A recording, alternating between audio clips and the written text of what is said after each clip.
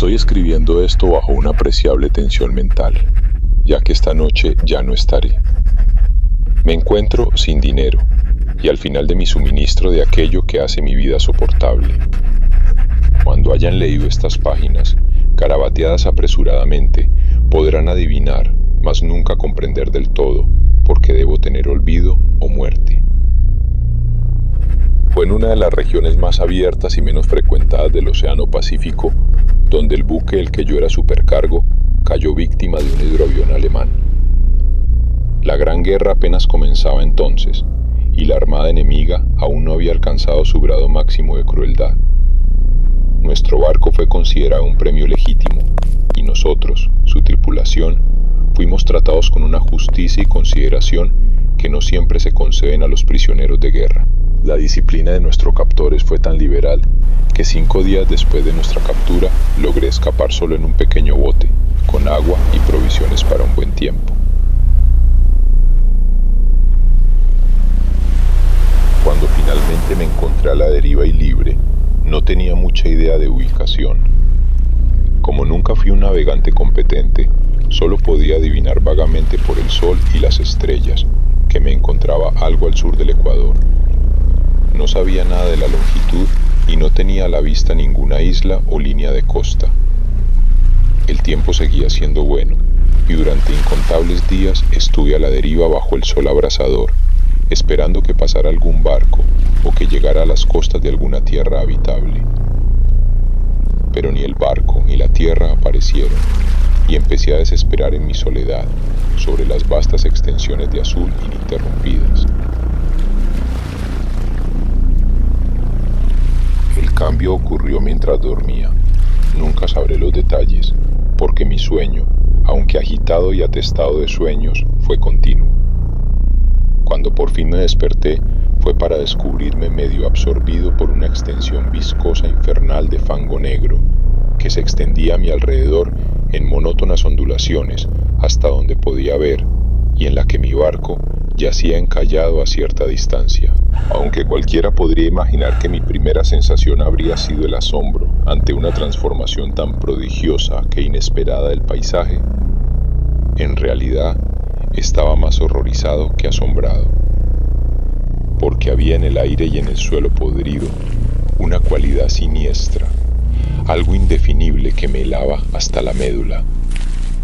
La región estaba pútrida por los cadáveres de peces en descomposición y por otras cosas menos descriptibles que vi sobresalir del asqueroso barro de la interminable llanura. Tal vez no debería esperar transmitir con meras palabras la inenarrable horripilancia que puede morar en el silencio absoluto y la inmensidad estéril. No había nada al alcance del oído, ni a la vista, salvo una vasta extensión de lodo negro, y sin embargo la misma plenitud de aquella quietud, la homogeneidad absoluta del paisaje, me oprimía con un miedo nauseabundo. El sol brillaba desde un cielo que me parecía casi negro, en su crueldad sin nubes, como si reflejara el pantano de tinta que se extendía bajo mis pies. Mientras caminaba sin rumbo, me di cuenta de que solo una teoría podía explicar mi situación.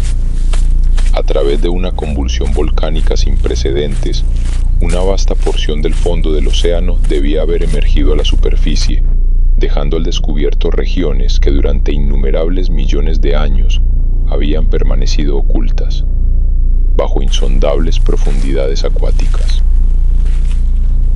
De pronto lo vi.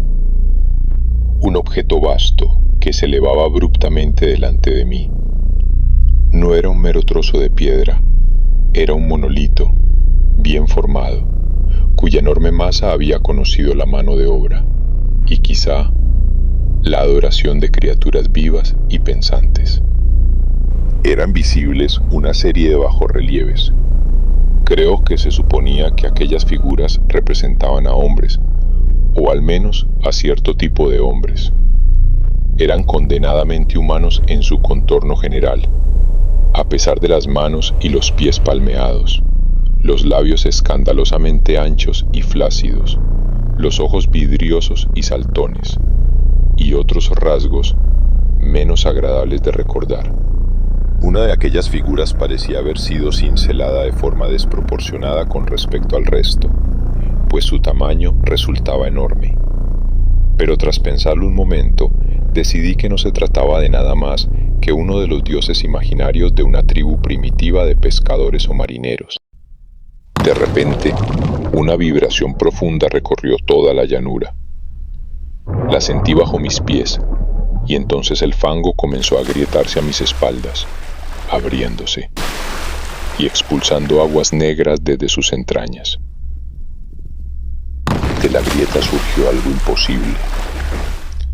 Con apenas un ligero movimiento que marcaba su ascenso a la superficie, la cosa se deslizó a la vista por encima de las aguas oscuras, inmensa, parecida a Polifemo y repugnante. Entonces comprendí que me hallaba ante un dios antiguo, uno que había dormido, desde antes de que el hombre aprendiera a temer. Creo que entonces me volví loco. De mi frenético escape y de mi delirante regreso al bote, recuerdo muy poco. Creo que canté mucho y me reí de una forma extraña, cuando ya no pude cantar. Ahora aquí estoy. No sé cómo, pero logré huir. No puedo decir que regresé del todo. Ya no puedo pensar en las profundidades del mar sin estremecerme por esas cosas sin nombre que yacen allí. Ahora pondré fin al asunto, ya habiendo escrito mi relato completo, para información o diversión de quien lo lea. Oigo un ruido en la puerta, como el de un inmenso y resbaladizo cuerpo que se arrastra contra ella. Dios, esa mano, la ventana, la ventana. ¡Ah!